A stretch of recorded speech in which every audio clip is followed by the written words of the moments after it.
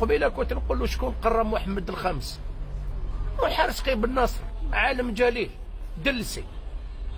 ماشي برجي. لا دلسي، كان مفتي الملكي في الجامع الكبير في 1912 حتى 1922. عامين في المغرب، قرى محمد الخامس، جزائري، عالم.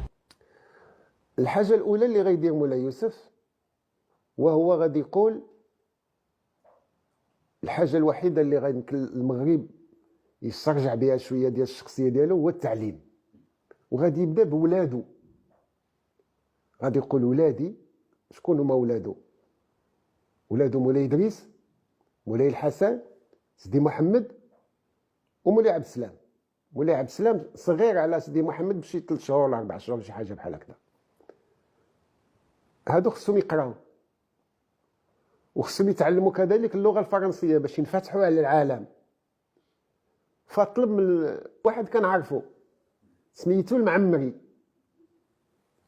هاد المعمري منين جا؟ هاد المعمري جا من القبايل، زواوي، من القبايل ديال الجزائر.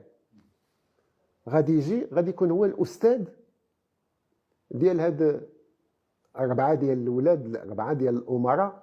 غادي يقريهم العربيه ويقريهم الفرنساويه.